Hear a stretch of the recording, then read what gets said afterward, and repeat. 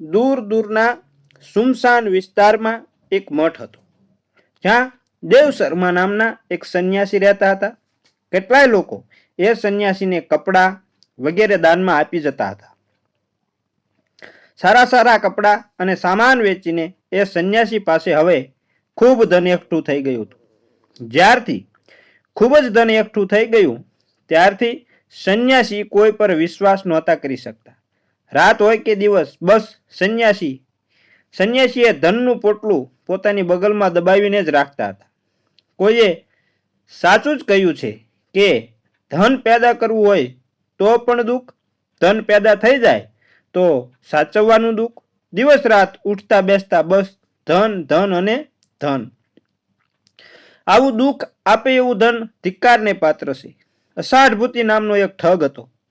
તેનું કામ જ લોકોનું ધન ચોરવાનું હતું.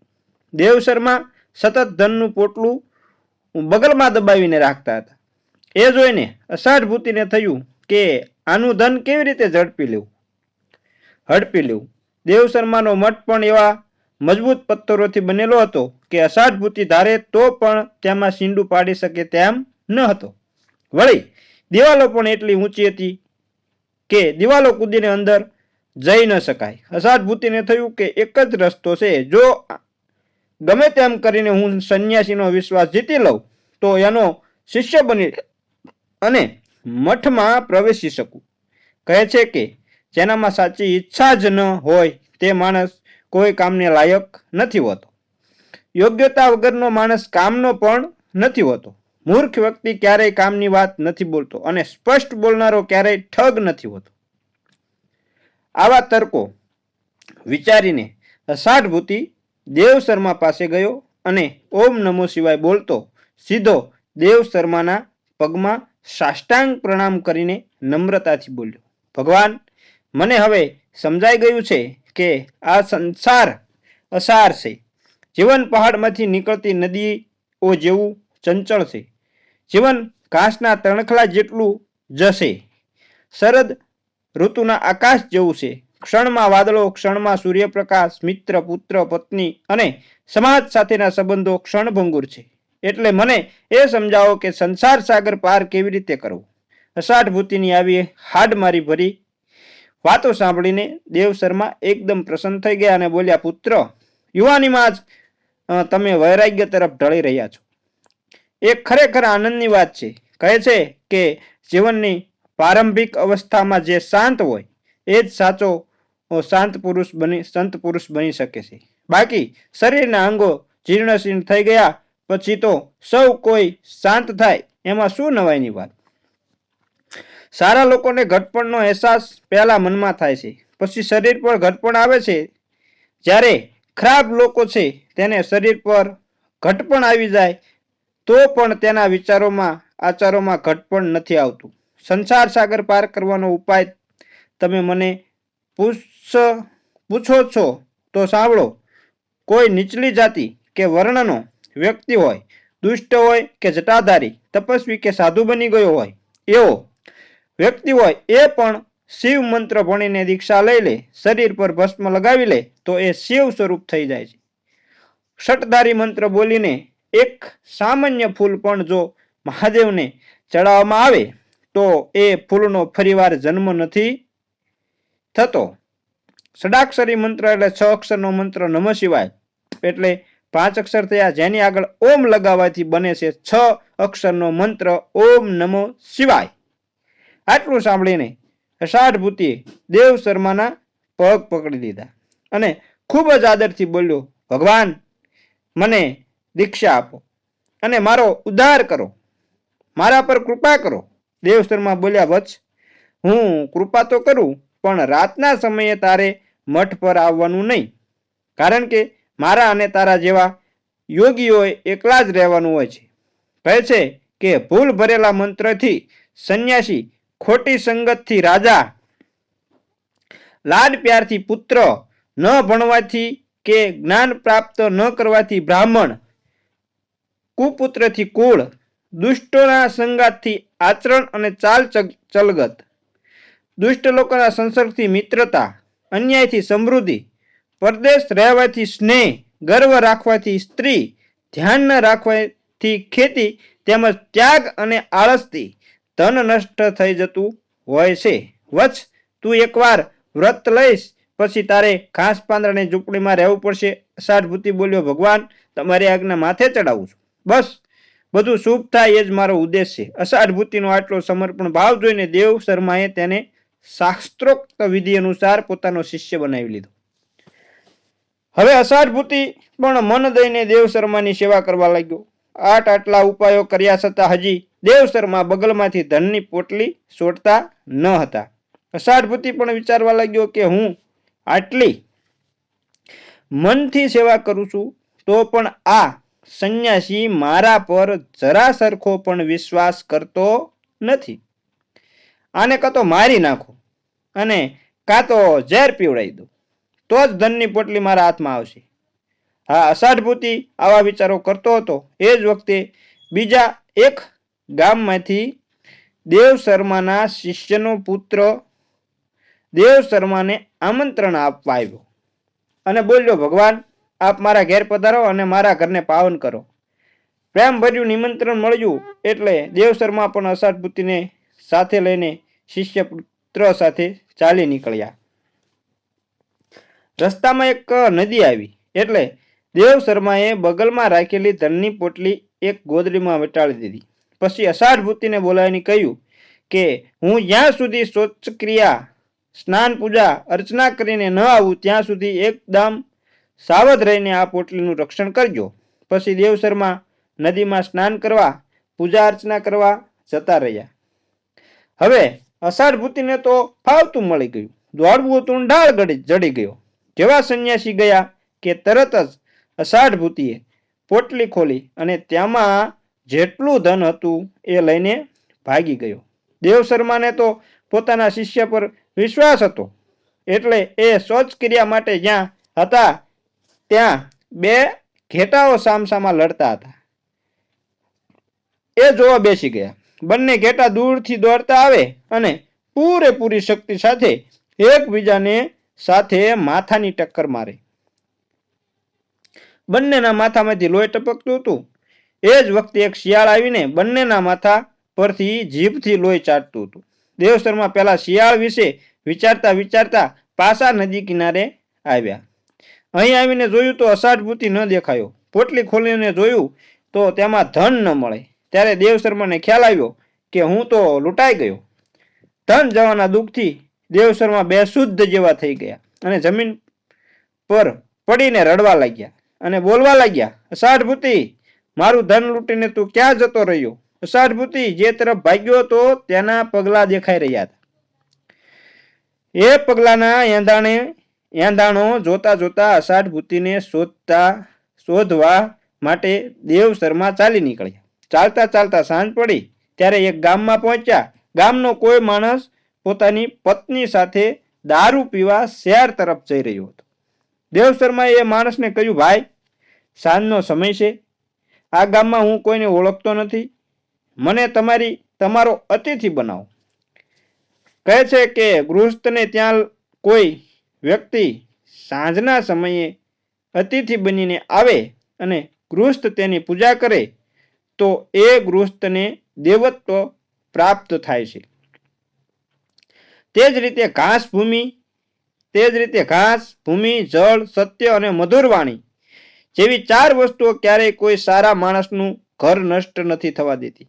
અતિથિનું સ્વાગત કરવાથી અગ્નિ, બેસવાનું આસન આપવાથી ઇન્દ્ર, અતિથિના ચરણો ધોવાથી પિતૃઓ અને અધર્ય આપવાથી શિવજી પ્રસન્ન થાય છે. દેવ શર્માની આ બધી વાતો સાંભળીને પેલા વ્યક્તિએ પત્નીને કહ્યું, તમે આ અતિથિને લઈને ઘેર પહોંચો, તેના ચરણો ધોવો, આસન આપો, આદર સત્કાર કરો. ત્યાં સુધીમાં હું આપણા બંને માટે દારૂ લઈને આવું છું. એટલું કહીને એ વ્યક્તિ ચાલ્યો ગયો. એ વ્યક્તિની પત્ની વ્યભિચારી હતી. એ દેવ શર્માને લઈને ઘર તરફ ચાલી, પણ મનમાં તો પોતાના પ્રેમી દેવદત્તના વિચાર કરતી હતી.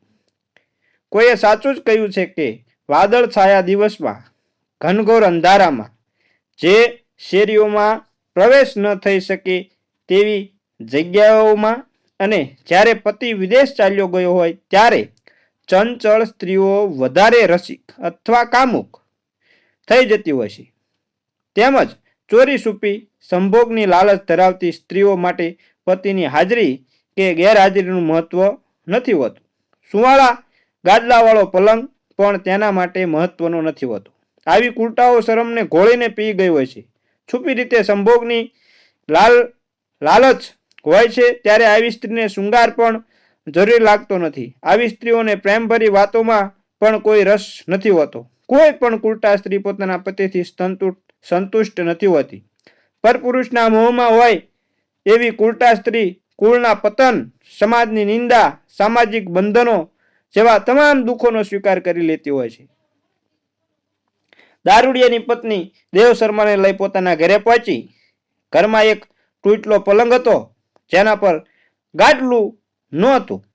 સ્ત્રીએ દેવ શર્માને કહ્યું, બહાર ગામથી મારી એક બહેનપણી આવી છે. હું તેને મળીને ફટાફટ પાછી આવું છું. ત્યાં સુધીમાં આપ અહીં આરામ કરો. એટલું કહીને તે સ્ત્રી તો શૃંગાર કરી તૈયાર થઈ અને પોતાના પ્રેમી દેવદત્તને મળવા જવાની તૈયારી કરવા લાગી. એટલામાં જ તેનો પતિ દારૂના નશામાં ધૂત થઈને આવી પહોંચ્યો. લડખડાતી ચાલ, વિખરાયેલા વાળ, લગર વગર પહેરવેશ વાળા પતિને આવતો જોઈને સ્ત્રીએ ઝડપથી પોતાનો શૃંગાર ઉતારી નાખ્યો અને એક તરફ બેસી ગઈ. પણ દારૂડિયા પતિએ પોતાની પત્નીને શૃંગાર ઉતારતી જોઈ લીધી હતી. આ પહેલા પણ તેણે પોતાની પત્નીના વ્યભિચારની વાતો તો સાંભળી હતી, પણ કહેલી સાંભળેલી વાતો પર વિશ્વાસ ન કરીને એ મનમાં જ દુઃખી થઈને શાંત રહેતો. પણ આજ તેણે પત્નીને તૈયાર થયેલી જોઈ સાથે જ લોકોની કાનાફૂસી પણ યાદ આવી અને પતિ એકદમ ગુસ્સે થઈને બોલવા લાગ્યો, પાપી, ક્યાં જવા તૈયાર થઈ હતી? પત્ની કહે, હું તો આવી ત્યારની ઘરમાં જ છું. હું ક્યાં જવાની હતી? એક તો તમે દારૂ પીધો છે અને હેલફેલ કેમ બોલો છો? કોઈએ સાચું જ કહ્યું છે કે વાતમાં ઉગતા સ્થિર ઊભા ન રહી શકવું અને મનમાં જે વિચારો હોય એ બોલી નાખવા, કારણ વગરનો બબડાટ હન્યપાત કરવો, એ બધા દારૂડિયાના લક્ષણો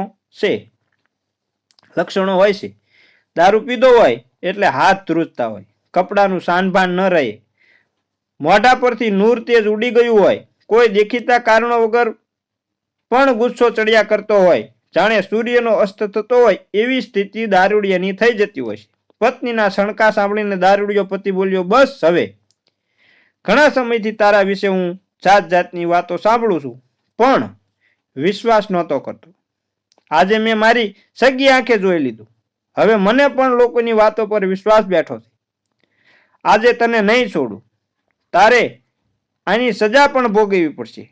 એટલું બોલીને દારૂડિયો પતિ એક દંડો લઈને પત્ની પર તૂટી પડ્યો. મારીને અધમુઈ કરી નાખી અને એક થાંભલા સાથે મુસકે ટાટ બાંધી દીધી. પોતે તો અતિશય નશામાં હતો એટલે એક તરફ જઈ ઘસઘસાટ ઊંઘી ગયો. દારૂડિયો તો નશામાં ચૂર હતો, ઊંઘતો હતો. ગામમાં એક વાણંદ હતો. એની પત્ની આ દારૂડિયાની પત્નીની બહેનપણી હતી. એ આવી પહોંચી અને બોલી, તારો પ્રેમી દેવદત્ત તારી રાહ જોઈ રહ્યો છે, તું જા જલ્દી. પેલી સ્ત્રી કહે, તું જુએ છે ને મારી હાલત? આવી હાલતમાં હું દેવદત્ત પાસે કેવી રીતે જાઉં? મારું એક કામ કર, તું જ દેવદત્ત પાસે જઈ અને કહે કે આજે આપણે મળી પણ નહીં શકીએ અને પ્રેમ પણ નહીં કરી શકીએ. વાણંદની પત્ની બોલી, અરે એમ થોડું હોય? આપણે એકવાર કોઈને સંભોગનો વાયદો કર્યો હોય એ કેમ કરીને તોડવો? કહ્યું જ છે કે સ્વાદિષ્ટ ફળ મેળવવા માટે ગમે તેવા સ્થળે જવાનો નિશ્ચય કર્યો હોય પછી પાછી પાની શા માટે કરવાની? ઊંટોનો જ દાખલો લે. રણમાં પોતાના માટે પાણી અને ખોરાક મેળવવા માટે એ કેટલી મહેનત કરતા હોય છે. આવા બધા સિદ્ધાંતો પરલોકમાં હોય, માનવીઓ એમાં અપવાદરૂપ છે.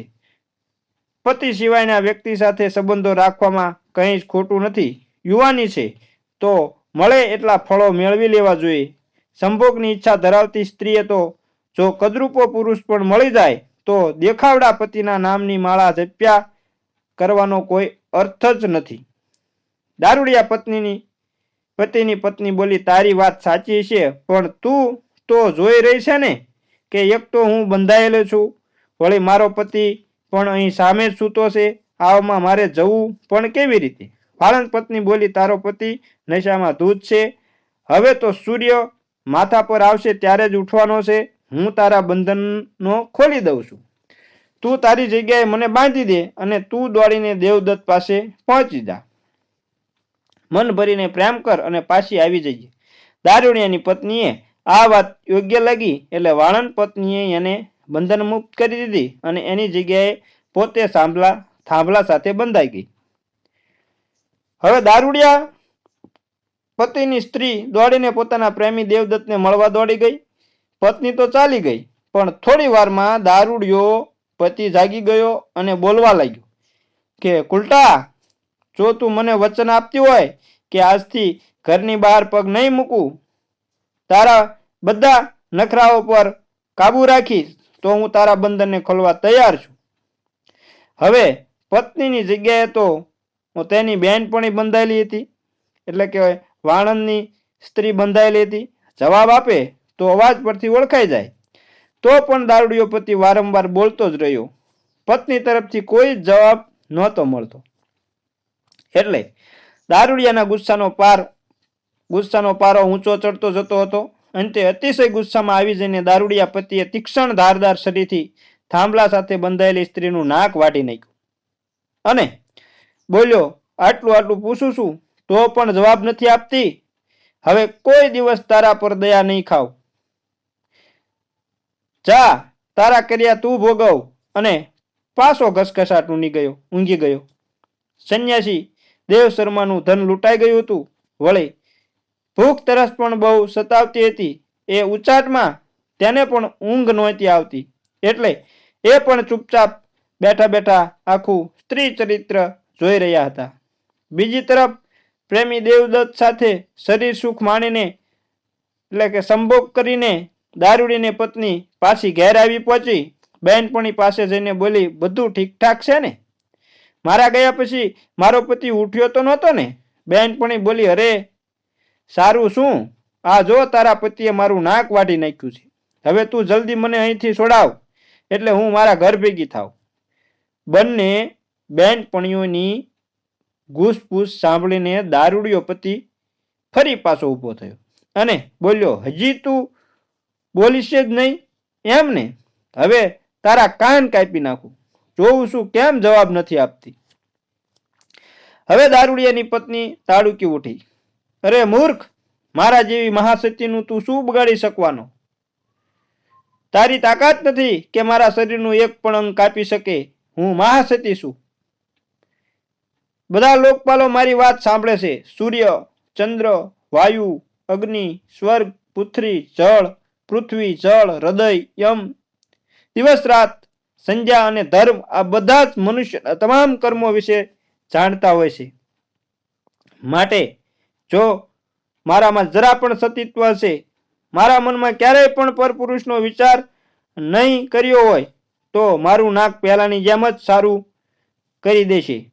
જો મારા મનમાં પરપુરુષનો વિચાર પણ હોય તો મને ભસ્મ કરી દેજે. વાણંદ પત્ની બહેનપણીને ભગાવી દીધી પછી એ બોલી હતી, જોઈ લે દુષ્ટ, મારા સતીત્વનો પ્રભાવ. મારું નાક પહેલાની જેમ જ પાછું હતું તેવું થઈ ગયું. દારૂડિયાએ મસાલ હાથમાં લઈ નજીક જઈને જોયું તો નીચે લોહી રેલાયેલું ખરું, પણ પત્નીનું નાક પહેલા જેવું દેખાયું. આ બધું તેને આશ્ચર્યજનક લાગ્યું. તેને તરત જ પત્નીના બંધનો ખોલી નાખ્યા અને પત્નીને બાજુમાં બેસીને પ્રેમથી વાતો કરવા લાગ્યો.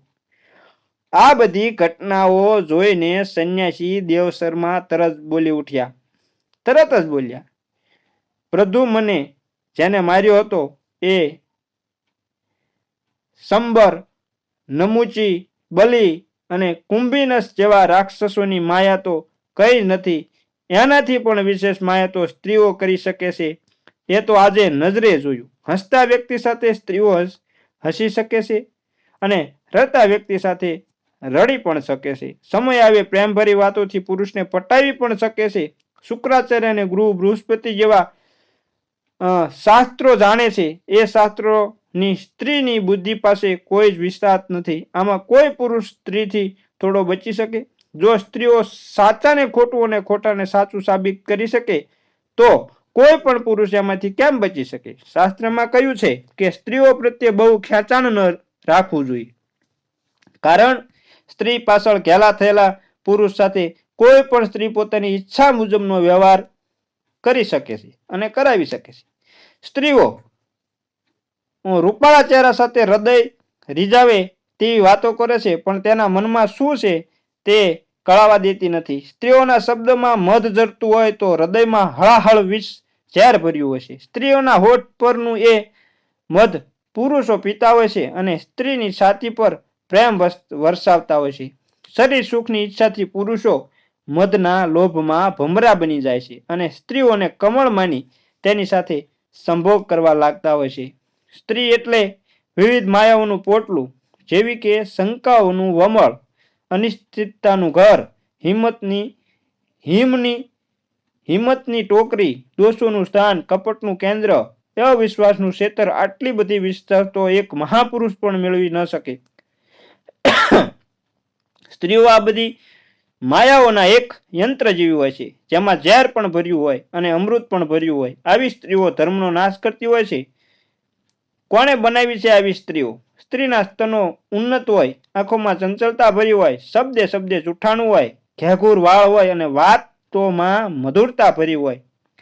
સ્ત્રીના નિતંબો લચકાદાર હોય, ડર હોવાનો દેખાડો પણ હોય, તો પણ પોતાના પતિ સાથે સ્નેહથી વાત કરી શકે એવા વિચિત્ર દોષો ગુણો ધરાવતી સ્ત્રીઓ કોઈ પણ માણસની સાચી પ્રેમિકા બની શકે ખરી?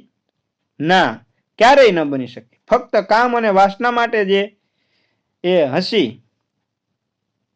પણ શકે અને રડી પણ શકે. પુરુષને વિશ્વાસ અપાવી શકે પણ પોતે કોઈનો વિશ્વાસ ન કરે. એટલા માટે જ સજ્જનો માટે આવી સ્ત્રી એટલે હંમેશા વર્જિત હોય છે.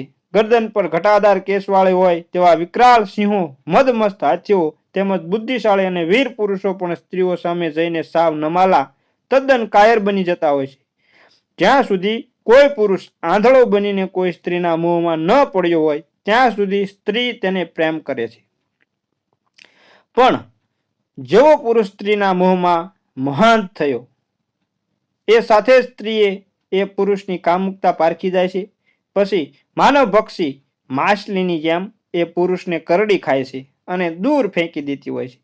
જાણે સમુદ્રના ઉછળતા ક્ષમતા મોજાઓ હોય. સૂર્યાસ્તના સમયે ક્ષણવાર માટે જેમ વાદળોની કિનારો પર સોનેરી ચમકી ઉઠતી હોય, એ જ રીતે ઘડીભર માટે પ્રેમનો દેખાડો કરનારી સ્ત્રી જ્યારે પોતાનો કામ સંતોષ મેળવી લે પછી બિચારા પુરુષોને નીચવાયેલા લીંબુના છોતરાની જેમ કચરામાં પધરાવી દેતી હોય છે.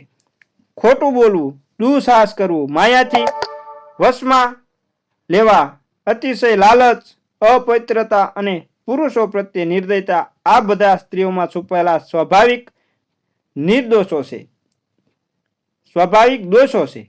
સ્ત્રીઓ પુરુષોને મોહપાશમાં ખેંચી લે, પુરુષોને મદમસ્ત કરી મૂકી, પુરુષ ખુશખુશાલ થઈ જાય, પોતાની ફરજોથી પુરુષને વંચિત કરી દે, પુરુષો સાથે કામુક રમતો આદરે, કાતિલ નજરોથી પુરુષોના સરળ હૃદય સ્વસરવી ઉતરીને એક સ્ત્રી કેટલાક અનર્થો સર્જી શકે છે. બહારથી સુંદરતાનું આવરણ હોય પણ અંદરથી અત્યંત ઝેરીલી હોય છે. એવી સ્ત્રીઓને કોણે બનાવી? આવા ભાતભાતના વિચારો કરતા સંન્યાસીની એ રાત બહુ ગડમથલમાં વીતી. બીજી તરફ જેનું નાક કપાઈ ગયું હતું એ વાણંદની પત્ની પોતાના ઘેરે જઈને વિચારવા લાગી, આ કપાયેલું નાક હવે કેમ કરીને છુપાવવું? વાણંદ પત્ની હજી ઉપાયો વિચારતી હતી એટલામાં રાજમહેલમાં કામ કરતો વાણંદ પતિના ઘેર આવી પહોંચ્યો. ઘરની બહાર કેટલાય ગ્રાહકો રાહ જોઈને ઉભા હતા એટલે એ ઉતાવળમાં હતો. ઘરમાં પ્રવેશતાની સાથે જ એ બોલ્યો, પ્રિય, હજામતનો સામાન લઈ આવ. મારે ઘરાકોની હજામત કરવાની છે. વાણંદ પત્નીનું નાક કપાયેલું હતું. એ છુપાવવા માટે એ પોતે જાણે બહુ જ કામમાં હોય એમ દેખાડો કરતી રહી અને અંદરથી વાણંદના થેલામાંથી એક અસ્ત્રો કાઢીને વાણંદ તરફ ફેંકી દીધો. એટલે એને આઈડિયા કર્યો, યુક્તિ વાપરી. વાણંદે બધા સાધનો માંગ્યા હતા, એના બદલે ફક્ત એક અસ્ત્રો જ જોયો એટલે એને ગુસ્સામાં આવીને એ જ અસ્ત્રો પાછો અંદરની તરફ ફેંક્યો અને એ સાથે તેની પત્ની નાક પર હાથ દબાવતી, ચીસો પાડતી ઘરની બહાર દોડી આવી અને બોલવા લાગી, અરે, મારા પતિએ મારું નાક વાઢી નાખ્યું, બચાવો, બચાવો. મારો પતિ મને ક્યાંક મારી ન નાખે. વાણંદની પત્નીની બૂમાબૂમ સાંભળીને રાજ્યના સિપાહીઓ ત્યાં આવી પહોંચ્યા અને વાણંદને મારીને બાંધીને રાજ કચેરીમાં લઈ ગયા. ન્યાયાધીશ સામે ઊભો રાખીને સિપાહીઓ કહેવા લાગ્યા કે નામદાર, આ વાણંદે પોતાની નિર્દોષ પત્નીનું નાક કોઈ જ કારણ વગર વાઢી નાખ્યું છે. આને સજા આપો. ન્યાયાધીશે પૂછ્યું, કેમ ભાઈ, શું કાંડ કરી નાખ્યો? તારી પત્નીએ શું ગુનો કર્યો હતો? પરપુરુષ સાથે રંગે હાથ પકડાઈ ગઈ હતી કે બીજો કોઈ વાંક હતો? સિપાહીઓ વાણંદનો ગુનો કબૂલ કરાવવા માટે દંડા મારી રહ્યા હતા, પણ ડરી ગયેલો વાણંદ કોઈ વાત કબૂલ નહોતો કરતો. એને ચૂપચાપ માર ખાતો જોઈને ન્યાયાધીશે કહ્યું, આ માણસ સજાને લાયક છે. પોતાની પત્નીનું નાક કાપીને બિચારીને કદરૂપી બનાવી નાખી છે. કહે છે કે કોઈ પણ વાતનો ઉત્તર આપતી વખતે અવાજ ધ્રુજી જવો, ચહેરાના અને આંખોના હાવભાવ બદલી જવા અને ચહેરો સાવ ફિક્કો પડી જાય એટલે સમજવું કે પોતે જે ખોટું કામ કર્યું છે તેનો પસ્તાવો થઈ રહ્યો છે. આવી સ્થિતિમાં જે અપરાધી હોય એ ચાલવામાં પણ ડગુમગું થવા લાગતા હોય છે. ચહેરાનો રંગ સફેદ પૂણી જેવો થઈ ગયો હોય છે. કપાળ પર પરસેવો બાજી જતો હોય છે અને સમજાય નહીં તેવા બબડાટ કરવા લાગે છે. આવા ગુનેગાર જ્યારે ન્યાયાધીશની સામે ઊભા રહે ત્યારે એની નજર નીચી હોય છે. આવી બધી નિશાનીઓ જોઈને ન્યાયાધીશે સમજી જવું જોઈએ કે આ માણસે ખરેખર ગુનો કર્યો જ છે. જ્યારે નિર્દોષ માણસ હોય તો તેના ચહેરા પર ચિંતાની એક પણ કરચલી પડતી નથી. મોઢા પર ગર્વ હોય છે. પોતાની વાત એકદમ સફાઈથી રજૂ કરી શકતો હોય છે. તેની નજરમાં ગુસ્સો હોય છે અને બધાની વચ્ચે બોલતી વખતે ધીરજપૂર્વક દલીલો કરી શકતો હોય છે. આ બધું વિચારીને ન્યાયાધીશે કહ્યું કે આ માણસ મને દોષી જ લાગે છે. આને સૂળી પર ચડાવી દો. સિપાહીઓ વાળંદને સૂળી પર ચડાવવા લઈ જવા લાગ્યા ત્યારે એ સભામાં સંન્યાસી જેમનું ધન લૂંટાઈ ગયું હતું એ દેવ શર્મા પણ ત્યાં હાજર હતા. તેમણે સિપાહીને રોકીને કહ્યું, માનનીય અધિકારીઓ, આ બિચારા તો અન્યાયનો ભોગ બન્યો છે. આ વાણંદનો કોઈ જ વાંક નથી. સાચી વાત શું થઈ છે એ હું તમને કહું છું. એટલું કહી સંન્યાસી દેવ શર્માએ આખો કિસ્સો ઝીણવટપૂર્વક આ ન્યાયાધીશ અને ત્યાં બેઠેલા બધાને સમજાવ્યો. વાત સાંભળીને બધા આશ્ચર્યમાં પડી ગયા. વાણંદને એક બાજુ ઊભો રાખીને બધા અંદરો અંદર ચર્ચાએ ચડી ગયા. સંન્યાસી બોલ્યા, અરે સાંભળો કે બ્રાહ્મણ, બાળક, સ્ત્રી, તપસ્વી અને રોગી શાસ્ત્રમાં આ લોકોને અવધ્ય એટલે કે જેનો વધ ન કરી શકાય તેવા કહેવાય છે. માટે આમને સજા કરશો નહીં. આ બાયુને આ લોકોએ કદાચ કોઈ મોટો ગુનો પણ કરી નાખ્યો તો સજા રૂપે બહુ તો એનું એકાદ અંગ કાપી શકાય. હવે આ સંન્યાસીને પણ પોતાની લૂંટાયેલા ધન પ્રત્યે કોઈ મોહ રહ્યો નહોતો. જાણે દુઃખથી મુક્તિ મળી ગયો તેમ દેવ શર્મા પોતાના મઠ તરફ આ વાત કહીને ચાલ્યા ગયા. ન્યાયાધીશે પણ આ દારૂડિયાની પત્ની અને વાણંદની પત્નીને સજા કરી અને વાણંદને નિર્દોષ જાહેર કર્યો અને પોતે પણ આ ખોટી સજા કર્યાનો અફસોસ કરી અને તેમને પણ ન્યાયાધીશ પર ત્યાગી દીધું. મિત્રો, આમ આ વાર્તા અહીં પૂરી થાય છે. તો જો અમારી વાર્તા સારી લાગી હોય તો અમારી ચેનલને લાઈક અને શેર કરજો. અને કોમેન્ટમાં જય માતાજી લખવાનું ભૂલતા નહીં.